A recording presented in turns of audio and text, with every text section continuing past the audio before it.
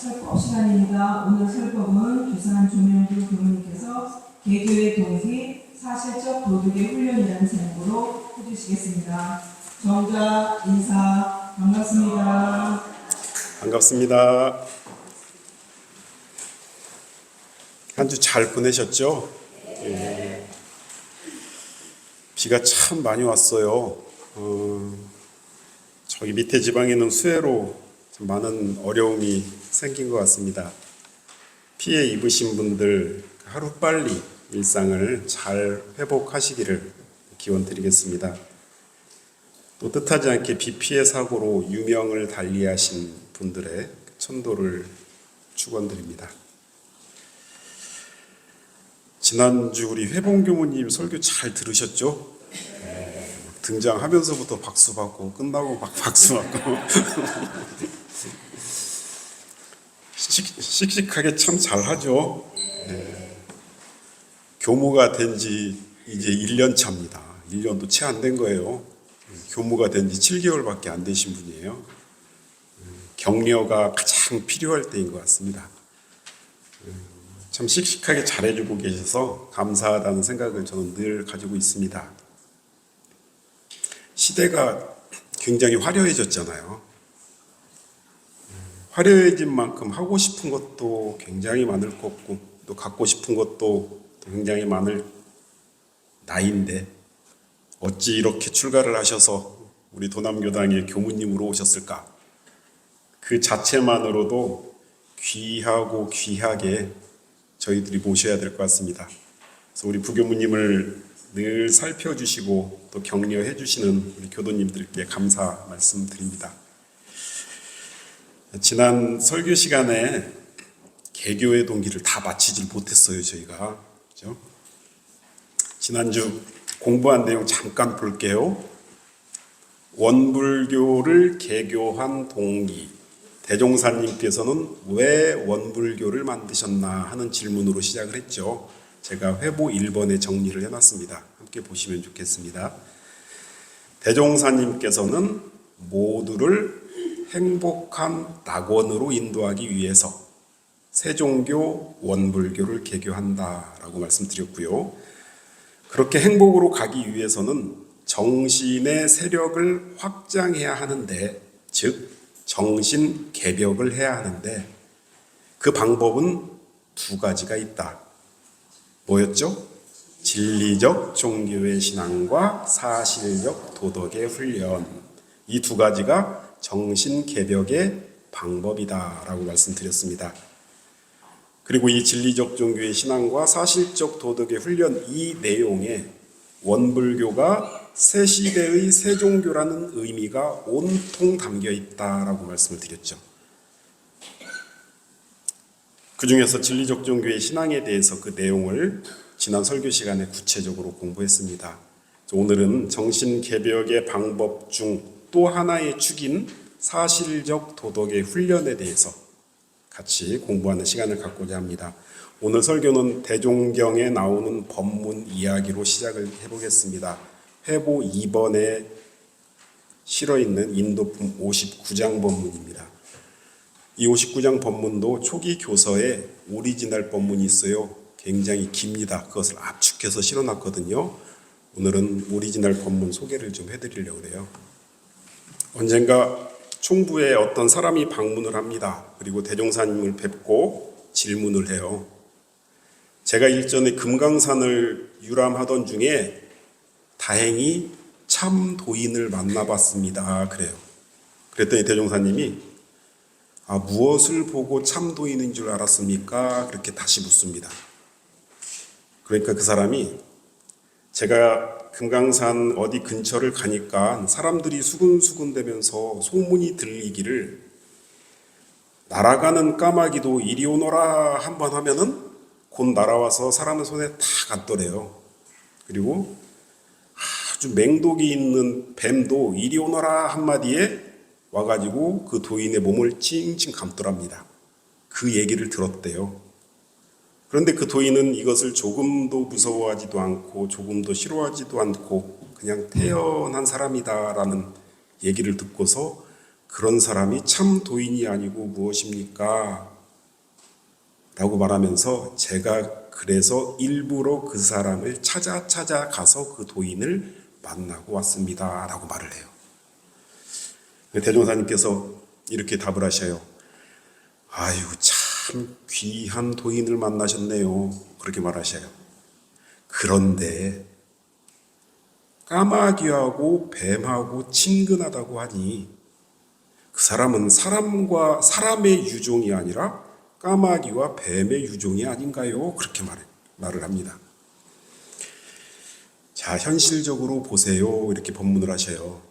까마귀는 까마귀와 떼를 짓고 다니고 뱀은 뱀과 교류를 하는 것인데 어찌 사람이 까마귀와 뱀의 집단에서 섞여 살고 있겠습니까? 라고 하십니다. 그러면서 그 사람이 이렇게 다시 물어요. 그러면 선생님께서는 어떠한 것을 보고 참 도인이라고 하십니까? 그러면서 도인이라고 별다른 표시가 없습니까? 그렇게 물어요. 그랬더니 대종사님이 없습니다. 그래요. 그러니까 그 사람이 그러면 어떻게 해야 도인을 알아볼 수 있습니까? 그러니까는 대종사님께서 내가 도인이 아니면 도인을 봐도 도인인 줄을 모릅니다. 그렇게 하십니다.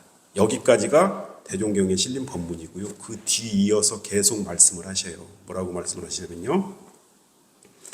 내가 복례산 실상이라는 곳에 있을 때 일이다.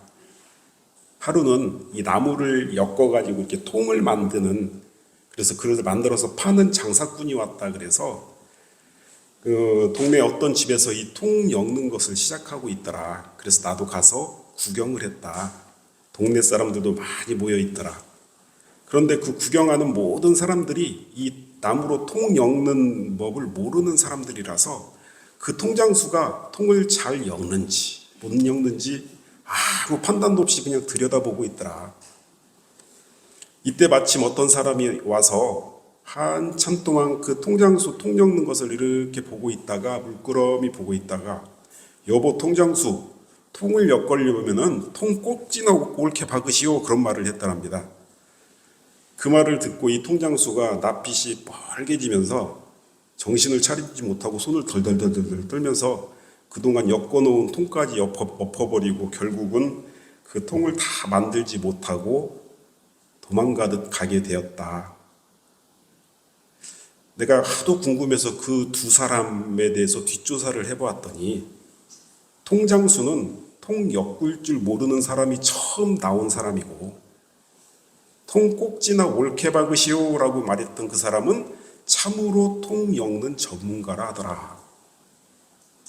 그러니 그 사람은 자기가 통 엮는 재주가 있기 때문에 그 통장수가 통 잘 엮는지 못 엮는지를 알지 않았던가. 그와 같이 도인이 아니고 어찌 도인의 깊은 뜻을 알겠는가. 그런 고로 말하되 그 사람이 아니면 그 사람을 모른다 하노라 라고 법문이 끝납니다. 이것은 주산 송도성 선지님께서 직접 받아 적으신 월말 통신 5호에 실려 있는 법문입니다. 자, 어떠신가요? 우리 교도님들 이 법당에 도인들이 계신 거 알아보시겠습니까? 내 눈에 도인들이 안 보이면 내가 아직 도인이 안 되어서 안 보인다. 그렇게 생각해도 될까요? 사실 도를 이루기 위해서 일생을 바치는 사람도 있고 또 수많은 사람들이 금강산에 이적을 부리는 그런 사람들을 부러워하기도 하죠. 우리 교도님들은 어떤 사람을 도인이라고 생각하면서 신뢰를 보내고 있는지 모르겠습니다. 많은 세상 사람들은 사주팔자를 잘 보는 사람, 명당짜리 잘 보는 사람, 전생사를 잘 보는 사람, 점을 잘 치는 사람, 이런 사람들을 도인이라고 생각하면서 거기에 내 인생을 의지하고 살아가는 경우가 아직도 참 많습니다. 기독교적으로 보면은 계시를 받아서 하나님의 음성을 듣는 사람들을 우리가 혹시 도인이라고 하지 않는지 돌아볼 필요가 있습니다. 신통이 나타나고 또 이적이 나타나는 것은 공부해 나가는 가운데 혹 나타나는 조그마한 현상일 뿐이며 그것이 수행의 목표가 되어서는 안 된다는 것이 대종사님의 뜻입니다. 자, 앞서 말씀드린 이 까마귀 뱀 법문은 원기 13년 1928년에 하신 법문이에요. 해방되기도 훨씬 전의 일이잖아요. 당시 조선사회는 참 혼란한 시대를 살고 있었던 거 다 아시죠?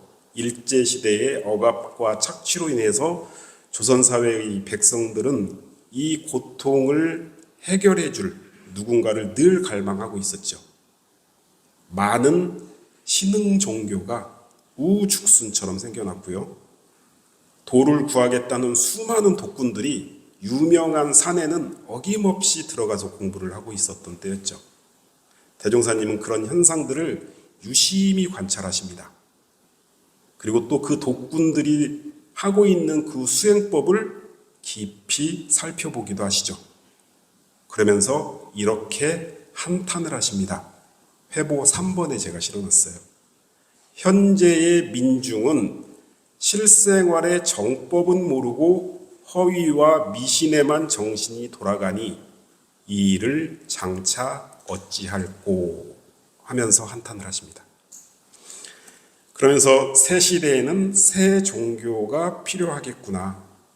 과거에는 사람들이 진리 자체를 잘 몰랐기 때문에 미신적이고 방편적이고 신통을 중시하고 관념적인 수행을 해왔지만 이 과학이 발달되고 사람의 인지가 밝아지는 새 시대에는 오직 사실된 법만이 대중을 지도할 수 있다라는 생각을 가지시게 됩니다. 이것이 새 시대의 세종교가 가야 할 길이고 새 부처님의 역할이다라고 당신은 생각을 하십니다. 회보 3번의 두 번째 본문에서 이렇게 말씀을 하셔요. 돌아오는 세상에는 사실된 법이 주장이 된다. 사실로 활용하는 법이 아니면 대중의 마음을 지도할 수 없다라고 하십니다. 새시대 세종교, 우리 원불교의 수행은 사실적인 것만 수행합니다. 어떠한 신통 이적을 바라거나 도력이나 하나님 계시로 아픈 사람을 치료해 준다거나 영통 등의 삼명육통을 목적하는 종교가 아닙니다. 그래서 오늘 공부하는 이 사실적 도덕의 훈련이라는 정신개벽의 방법에 이 새시대 세종교가 추구하는 수행법이 온통 담겨 있고 새시대 세부처님의 포부와 경륜이 이 사실적 도덕의 훈련에 온통 담겨 있다라고 저는 말씀을 드립니다. 사실 저도 출가를 할 때요, 출가를 막 했을 때 도통을 꿈꾸고 도인이 되어야겠다는 꿈이 있었어요. 그래서 어느 정도 공부를 잘하면 특별한 능력을 갖게 된다고 그런 생각도 해본 적이 있습니다. 그런데 대종사님의 법을 알아갈수록 또 우리 교법을 공부하면 할수록 참도인이 되어야 되겠다. 그 참도인은 과거와 같은 도인이 아니라 사실된 법을 공부해서 실생활 속에서 빛나게 사용하는 참인격자, 착한 사람. 이 참인격자, 착한 사람이 바로 참도인이구나 하고 저는 목표를 다시 세웠습니다. 자, 그러면서 사실적 도덕의 훈련에 대해서 깊이 연마했던 적이 있었습니다. 자, 우리들은 이 사실적 도덕의 훈련, 이 단어의 의미를 잘 새겨둘 필요가 있어요. 두 가지 의미를 꼭 알으셔야 됩니다. 첫 번째는요, 사실적 도덕이라는 이 말이 무엇인가를 잘 알으셔야 되고요. 그 다음에 그 사실적 도덕을 훈련하라는 의미는 무엇인가? 이것을 잘 알으셔야 됩니다. 먼저 사실적 도덕, 이것이 무엇인가를 좀 같이 한번 공부를 좀 해보시게요. 대종사님께서는 수행을 하는 그 대상, 우리가 배우고 익혀야 할 대상을 사실적 도덕이라고 하셨어요. 왜 이런 단어를 설정하셨을까? 우리 원불교에서 배우고 익혀야 할 것이 도덕인데 그냥 도덕도 아니고 사실적 도덕이다라고 하시죠. 이 말씀 속에는 사실적이지 않은 도덕이 너무 많아서겠죠. 사실적이지 않은 도덕과 사실적인 도덕을 잘 구분할 줄 알으셔야 대종사님의 본의를 잘 아시게 됩니다. 지금도 간혹 저는 지난주에도 한번 만났어요. 성신여대 1번 출구 앞에서요. 길거리에서 도를 나시니까 많이들 경험해 보셨죠? 이게 중년이 넘어갔는데도 저한테도 지금도 이렇게 말을 걸더라고요. 기운을 보니 너무 안 좋다. 조상께 치성을 드려야 우환이 사라질 것 같다. 그분들의 단골 멘트죠. 당신의 기운이 보인다. 도를 이루어서 상대의 기운을 볼 수 있는 능력을 가지는 것, 사실적인 도가 아닙니다. 또 있습니다. 집안의 귀신이 당신의 주위를 감싸고 있다. 그 귀신들이 당신 하는 모든 일들을 방해하고 있다. 그러니 뭘 해야 된다? 굿해야 된다. 그래서 그 귀신들을 다 쫓아내야 된다. 무속인들의 단골 멘트죠. 당신 주위에 귀신이 보인다. 도를 이루어서 귀신의 존재를 확연히 볼 수 있는 능력을 가지는 것. 사실적인 도가 아닙니다. 또 있죠. 하나님께서 나에게 성령을 내려주셨다. 나에게 와라. 너의 병을 고쳐주겠다. 하면서 봉사의 눈을 뜨게 하고 안진뱅이를 일어서게 하는 기적이 나한테는 있다. 라는 것으로 교회 성장의 도구로 삼죠. 도를 이루어서 사람의 병을 고칠 수 있는 능력을 가지는 것. 이것도 역시 사실적인 도가 아니죠.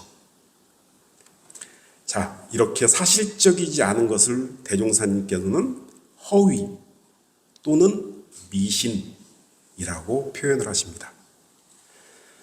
앞서 말씀드린 세 가지의 사례, 도를 이루어서 상대의 기운을 볼 수 있다는 능력, 귀신의 존재를 확연히 볼 수 있다는 능력, 또는 사람의 병을 고칠 수 있다는 능력. 대종사님은 이런 허위와 미신이 횡행하고 있는 종교의 현상들을 바로잡고 싶으셨습니다. 이를 확연히 보여주시는 본문이 대종경 실시품 31장 본문이에요. 많이들 아시는 본문입니다. 이운혜의 병이 위중하매 이렇게 시작되죠. 여기서 이운혜 선지님은 정산종사님의 어머니가 되셔요. 굉장히 위독하셨나 봐요. 병이 갑자기 생기셔서 그 집안 사람들이 급히 달려와서 대종사께 방책을 문의하는지라 말씀하시기를 뭐라고 말씀하셨죠? 곧 의사를 청해서 치료하라 하셨죠. 그리고 나서 얼마 후에 병이 이제 호전이 됐습니다. 그러고 나니까 대종사님이 다시 이렇게 말씀하셔요. 일전에 운회가 병이 중함에 나에게 먼저 방침을 물은 것은 그 길이 어긋난 일이니라. 나는 원래 도덕을 알아서 그대들의 마음병을 치료해주는 선생이요 육신병 치료는 각각 거기에 전문하는 의사가 있나니 앞으로는 마음병 치료는 나에게 문의할지라도 육신병 치료는 의사에게 문의해라. 그것이 그 길을 옳게 아는 것이니라 하십니다. 그러면서 여기에 실려지지 않은 오리지널 본문을 보면 그 뒤에 또 이어져요. 근데 저는 뒷부분이 굉장히 중요한 부분인데 왜 빼셨을까 그런 의심을 저는 가지고 있거든요. 어떻게 말씀을 마치시냐면요. 대종사께서 이 일이 있고 난 후에 황이천에게 말씀하시기를 그렇게 이어집니다. 황이천 선생님 아시죠? 일본 순사로 총부에서 감시하다가 대종사님의 제자가 되신 분이죠. 이분께 이렇게 말씀하십니다. 내가 그때 운해에게 약을 주었다면 운해는 바로 나았을 것이다. 그러셔요. 당신도 충분히 그런 능력이 있으셨죠. 그죠? 그런데 그것을 본 대중들은 대종사께서 약을 줘서 그 약으로 운해가 나았다고 자랑 삼아서 여기저기 말하고 다닐 것이다. 그렇게 되면 나는 도덕을 가르치는 사람이 아니라 돌팔이 약장수로 평해질 것이다. 그럼 우리 회상은 병을 치료하는 사교로 전락하게 될 것이다. 그러셔요. 그런 종교는 대중을 바르게 지도할 수가 없기에 내가 그렇게 말을 한 것이다 라고 본문이 마무리가 됩니다. 자, 허위와 미신의 도덕이 아닌 사실적 도덕을 전면에 선포하고 계시죠. 인도품 1장에서는 대종사님께서 도라는 것은 이것이다 라고 정의를 내려주셔요. 자, 회보 4번에 제가 실어놨습니다. 도라는 것은 우리가 흔히 도 공부한다, 도인이 돼야 된다 하는 그 도는 무엇이든지 떳떳이 행하는 것을 이름이다 라고 정의를 하셔요. 자, 이 말씀은 뭐냐면요. 내가 남편으로서 가장으로서 마땅히 해야 할 바, 아내로서 자식으로서 마땅히 해야 할 바가 무엇인지를 잘 아는 것, 이것이 도를 아는 것이라고 하고요.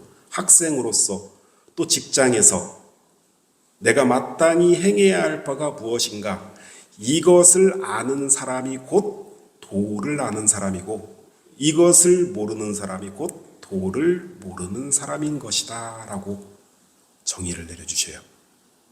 각각의 자리에서 마땅히 해야 할 바를,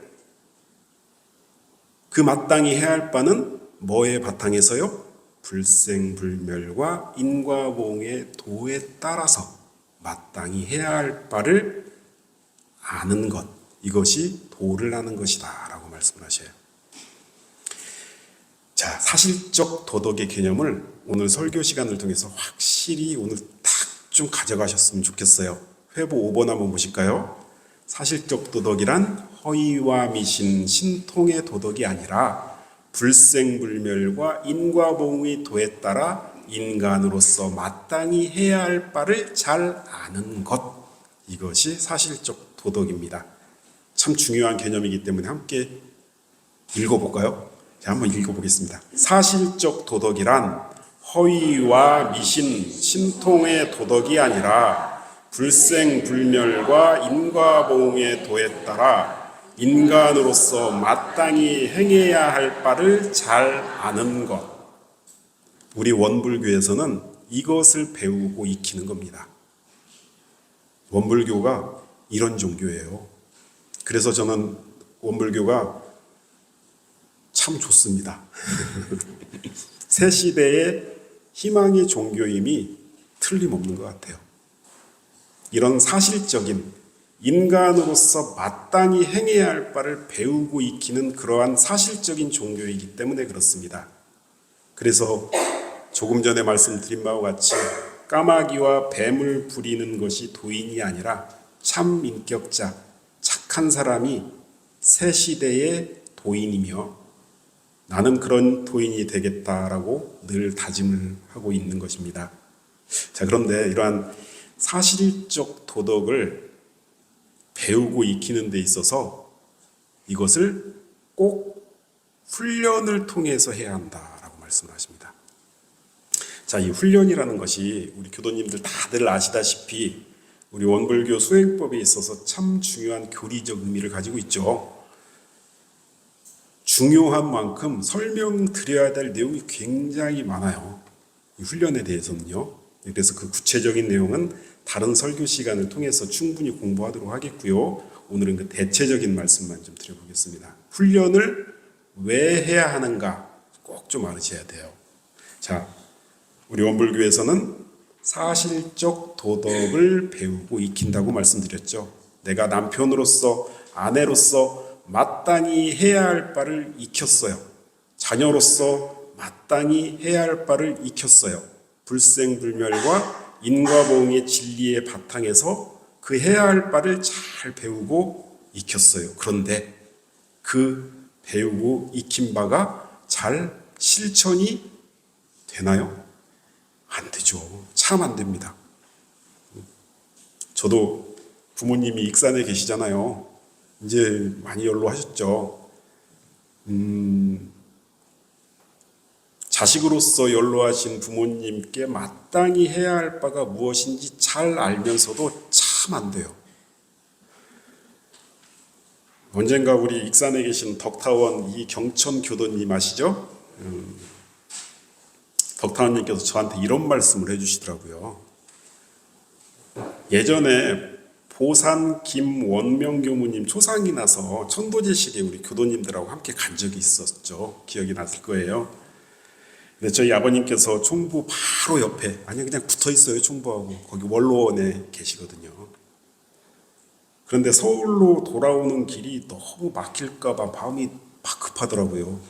원로원에 들려서 인사를 하고 나오면 또 같이 내려가신 교도님들도 그냥 계속 기다리고 계셔야 되고, 또 서울 교통 막히기 전에 도착은 해야 되겠고, 그런 생각 때문에 제가 뵙지를 못하고 전화만 드리고 서울로 올라왔습니다. 이 덕타원님의 사돈 어르신이 아버님과 친하게 지내시는 원로 법사님이셔요. 그 원로 법사님이 덕타원님께 그렇게 전해주셨다고 합니다. 그놈 참 인사도 안 하고 서울로 가버렸네 하시면서 아버님이 서운해 하시더라고. 그 말씀을 덕타원님께 제가 전해 듣고 나서 얼마나 죄송스럽든지요. 참 큰 불효했구나라는 반성을 한 일이 있었습니다. 자식으로서 부모에게 마땅히 해야 할 바를 잘 행하는 것이 새 시대의 도인입니다. 그런데 잘 안 돼요. 왜요? 철석같이 굳은 습관이 업력으로 작용하기 때문에 그래요. 철석, 이 쇳덩어리와 돌, 그거죠? 쇳덩어리와 돌같이 완전히 굳어버린 그 습관, 그 업력이 사실적 도덕을 배우고 익혀도 잘 실행이 안 되게끔 작용을 합니다. 그래서 반복적인 연습, 훈련이 꼭 필요한 거죠. 훈련이 아니면 변화가 오질 않습니다. 도인으로 거듭날 수가 없어요. 회보 6번에 대산종사님께서 일원의 원만한 신앙과 수행은 오직 훈련으로만 이루어지는 것이니 라고 아주 엄격하게 말씀을 하고 계십니다. 자, 설교를 정리해 보겠습니다. 새시대 새종교의 수행을 하는 대상, 우리가 배우고 익혀야 할 대상은 사실적 도덕입니다. 허위와 미신, 신통의 도덕이 아니라 불생불멸과 인과보응의 도에 따라 인간으로서 마땅히 행해야 할 바를 잘 아는 것, 이것이 사실적 도덕입니다. 이 사실적 도덕은 훈련으로 해야 합니다. 철석같이 굳은 습관과 업력으로 작용하기 때문에 훈련이 아니고서는 도인이 될 수가 없다는 대종사님의 가르침입니다. 이것이 새로운 시대의 대중을 지도할 새종교의 역할이다 라는 것을 꼭 기억해 주시면 감사하겠습니다. 우리 교도님들, 내가 교당에 와서 원불교 교도로서 사실적 도덕을 잘 훈련하고 있는지 점검해보는 기회가 되시기를 바라면서 오늘 설교를 마치겠습니다. 감사합니다.